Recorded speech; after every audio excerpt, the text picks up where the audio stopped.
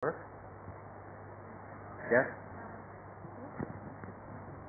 Projective microphone. Thank you. Thanks, Stan, and basically what Stan said. I have to first confess, the last time I was here, or actually the last time I was at the Dudoc, my laptop was stolen, and so I have lost all image capacity. So I imagine it's some kind of critical conspiracy, which I know is going to disappoint you because you all are desperately to know what does the projective look like, but you're going to have to wait on that, and I will cede all my image time to Camille later this afternoon and Willem Jan tomorrow. So just wait. I'd like to thank the organizers for inviting us to give testimony today. Regardless of whether or not it becomes merely a show trial, with the judgment of the critical tribunal at the end of tomorrow already determined. This does have a kind of war crimes tribunal effect up here. We stand accused. In this way, I think Sarah, Michael, and I envy Stan's mediated deposition that was just put into evidence. He gets to appear and go away, and we get to take the heat for him. And everything sounds better when it's on a big screen like that. But then again, that's why he's the dean and we're not. So I appreciate the fact that the organizers have called for cleaning up the definitional confusion that surrounds these debates, but I think that some of it is necessarily endemic, and I suppose agree a little bit with Stan's uncharacteristic pessimism that it's probably not going to be clarified much in the next 2 days. I think that in some ways the four of us have been assembled, or let's say warmly subpoenaed, to deliver the party line on the projective, elaborating all its official policies as if we had secret meetings somewhere where we figure it all out and can clear it all up.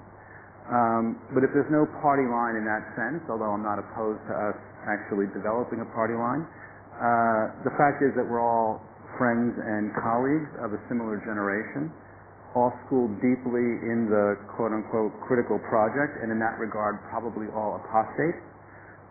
And so we'd like to consider this conference more like a party line in the sense of a collective phone call that everybody is eavesdropping on. And so we hope to have a kind of discussion among ourselves as well as you, and not just read some official collective statement, prepared statement. The first problem with a definitional conference is that nobody wants to play, or let's say nobody wants to assist in putting themselves in a box.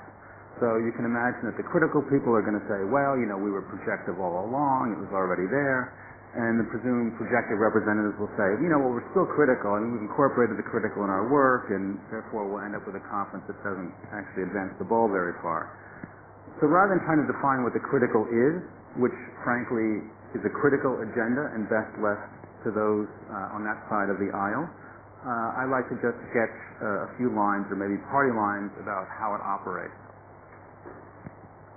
Along with Stan, I think it's important, and I appreciate the fact that the organizers called this a projective landscape and not the post-critical landscape, since the post-critical is a label largely invented by those who are anxious about losing an established form of architectural criticality.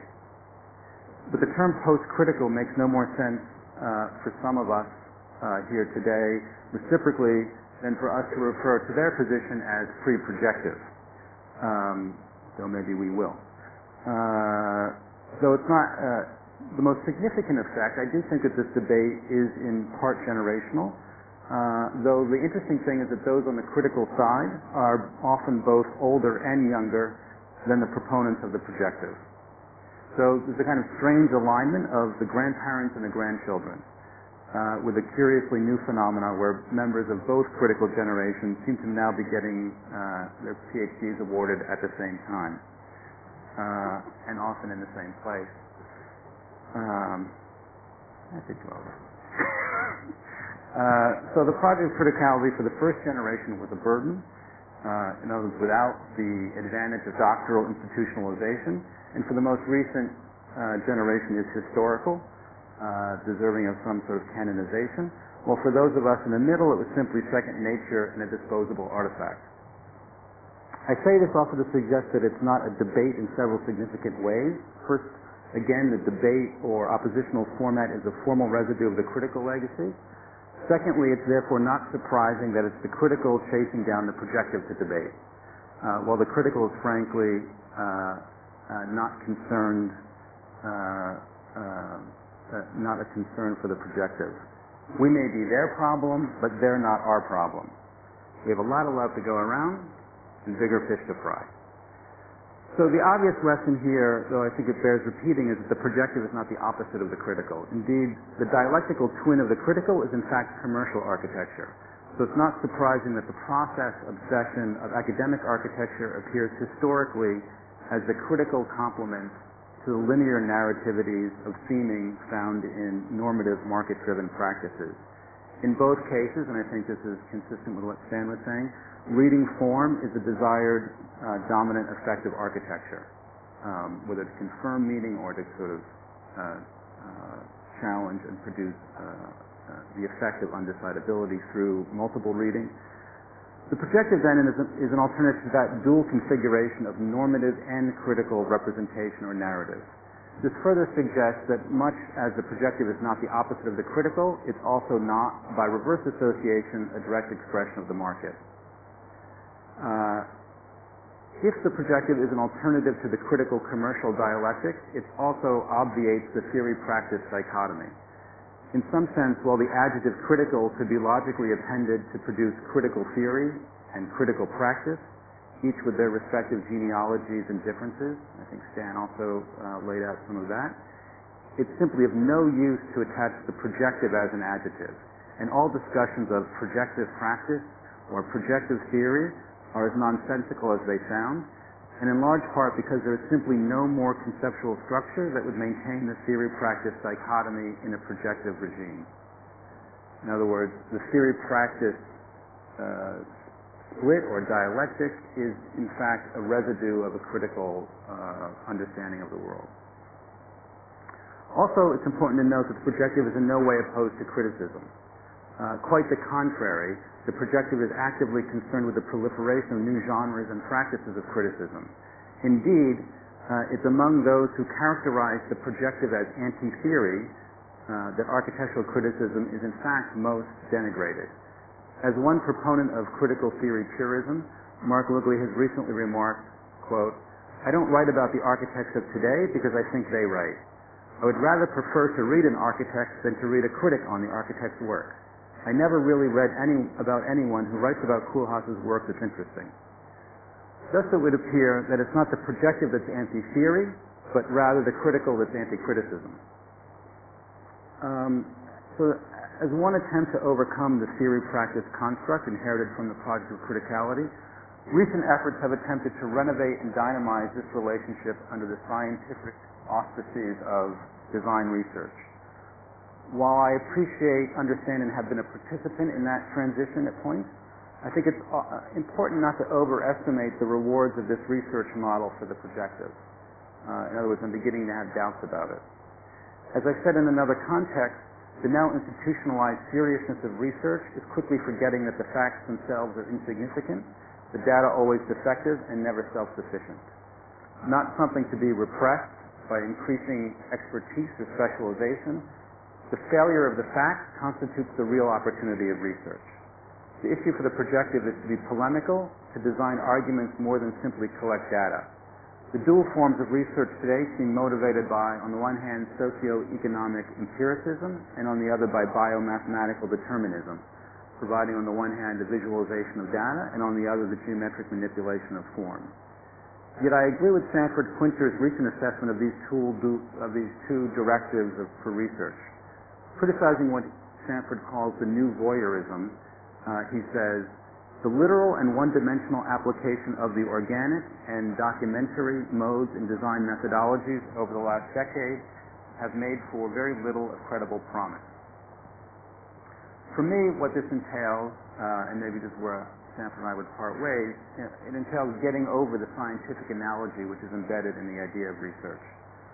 So as an alternative to the scientific faith, the projective advances what I would call the plasticity of politics, which this is then less a question of research in that it cannot be evaluated on the scientific register, but demands the political, judged by its surprising plausibility and persuasiveness rather than its truth or beauty. Design research must be distilled or corrupted to the point of graphic and material assertion, the moment when serial imperatives enable alternative diagrams for the contemporary city as a cultural political infrastructure, as well as for the disciplines of architecture and urbanism as forms of knowledge and action. In other words, one has to want something as a designer, as a thinker, as a cultural producer, and that responsibility to proposition and choice can't be avoided by capitulation to the interactively negotiated wishes of individuals, aka the market, or the construction of responsive environments that infantilize participation, aka nature, which you could say are the two holy grails for those two forms of research I identified, or that Stanford would call, on the one hand, the documentary and the organic. Shifting to the political and away from the pseudoscientific register entails that the projective suggests experimenting with new forms of life and organization for collective arrangement, and that there will be multiple forms that this takes. In other words, I again know that you want to know what the projective looks like, but there's going to be no one magic form for what it will be, and we're going to have to continually fight it out as a matter of an aesthetic politics or a political aesthetics. In other words, there are multiple forms or genres within which the projective is going to manifest itself. It's not going to be a single identifiable one, because really it's about the debate over lifestyle and worldviews, and it's going to be framed as a political aesthetic discussion. And in fact, that's why I've always thought that it's perversely the new urbanists who are the closest to one manifestation of a projective project, more so than what goes under the rubric of critical practices, or for that matter, simply commercial practices, because they've always been invested, in a certain sense, in maintaining a form of modernism that would install lifestyles and particular economies and ecologies in the world. In other words, engaging with planners, developers, code writers, the production of an identifiable image of community. Now, I find that one destitute and bankrupt, and I think that once we've established that the projective will have multiple idioms, let's say, the one that I'm particularly interested in is this sort of alternative to the confection of the vernacular and the classical that new urbanism has promoted, in favor of one which is about the remix of the modern and the mass cultural. So one of the aspects of putting research sort of up for grabs again, and not assuming the kind of determinacy or of facts, or not confusing facts with reality. The other thing that I think that it's important to dodge is the other pitfall of irony, because irony becomes the major trope or idiom of the critical. And I would say that research will always stay within the realm of representation whenever it's either seen on the one hand as literal truth, these are the facts, or if it's imprisoned within the quotation marks of irony, which drains information of any propositional edge. And I would say that the ironic mode, although interestingly postmodernism gave us one design version of that, in many PhD programs you see the academic form of irony as being canonized as its form of critical research. So against the figure of irony, I in other places also have quoted Dave Hickey along with Stan, so we have a similar pantheon, I suppose, that as opposed to the figure of irony, which is associated with the critical project, he advances the sensibility of cool. And just to quote him on that, to employ the figure of cool, one simply practices that mode of plain declaration so beloved by the founding fathers. One doesn't assert anything. One simply declares some truth to be self-evident on one's own embodied authority as a citizen, without deigning to invest it with fancy justifications, personal explanations, or expressive urgency. One simply paints the soup can or mounts the board in the slough of the wave and proceeds sans drama into the fray. Cool, then, is theater without drama, demonstration without pleading, distinction without status, and dissent without violence. The discourse of peers and citizens. So it's this, I suppose, genre, you could say, of the cool, of demonstration without pleading, that I would put forward as one possible trajectory for the projective, since there's many. I suppose it's a response in some way to Peter Eisenman's question, which every time we're at a conference he always asks, "Hey, Robert, let me ask you one thing. How do you teach green dots?" The fact is, you just do it. Involved in the kind of indexical process fetishism that the critical school that makes the question, "How do you teach green dots?" a question with meaning. What's that? Yeah. Green dots is for the Downsview LMA Mal contribution to the Downsview competition. The other thing about the critical project not only is that it's part of the idiom of the ironic, but it's also, I think you know when you're in the presence of the critical, because it's a project that basically presumes repression or false consciousness or makes a fetish of failure.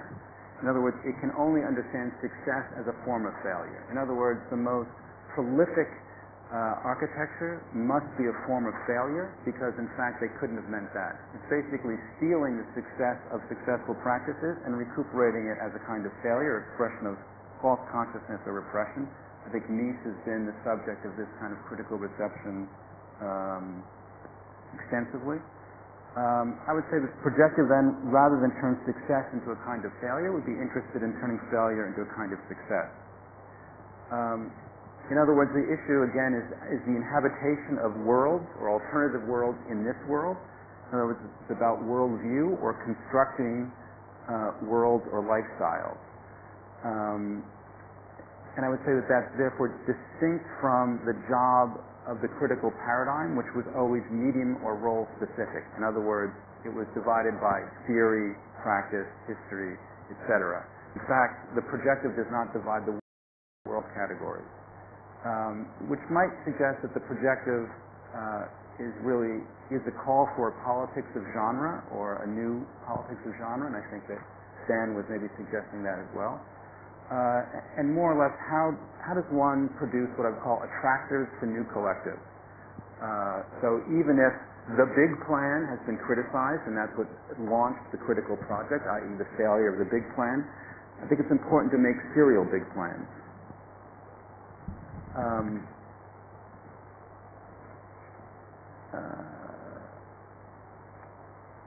think I'm going to skip the call for the plan, the new call for the plan. Though maybe it's something that we can talk about, because I'd really rather have a discussion. But I think that the question really is what are the forms that this collective politics might take. In other words, I think it's quite interesting that in recent discussions that there's been that the issue again for architecture in terms of what is its collective reception has taken on a new charge, and I think that's certainly Alejandro's endeavor with the Rethinking Representation Conference and his own writings on Norman Foster's work and his own explanation of their own practices, which is how do you convey a particular kind of form of communication to the client and the public.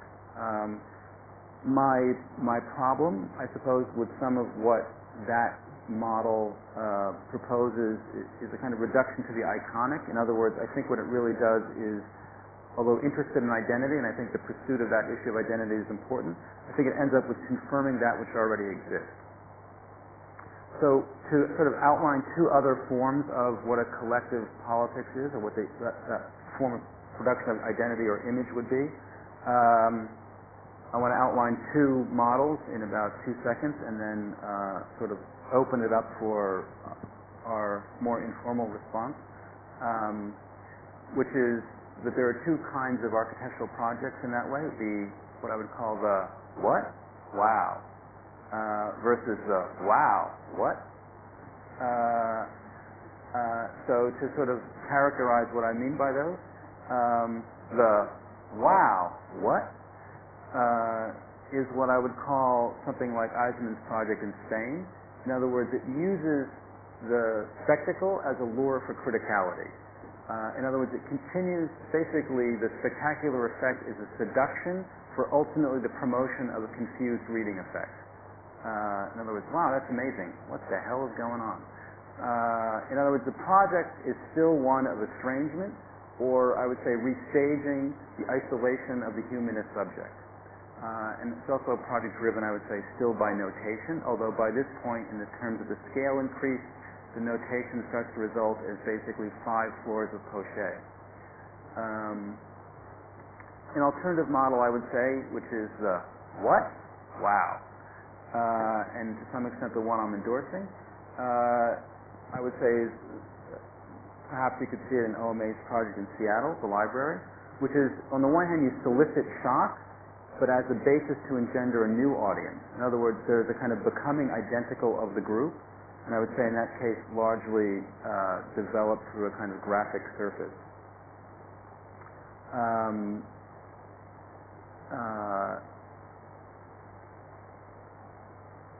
And I think what differentiates that form of the production of a graphic or a logo or a kind of imageability for a community is that in fact its abstraction does not presume a collective or an audience that exists already, but that actually it produces or functions to make a new collective. In other words, that's the becoming identical of the group, as opposed to, I think, one of Alejandro's examples, which is, do a palm tree for people in the land of palm trees because they like palm trees. In any case, there are some other issues that I think maybe we can talk about. One is kind of denigration, I would say, of the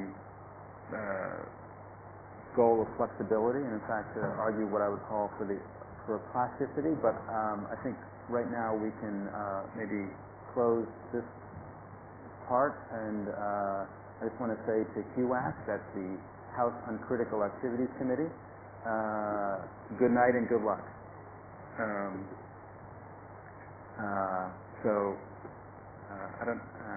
counting on my colleagues to save me with a conclusion.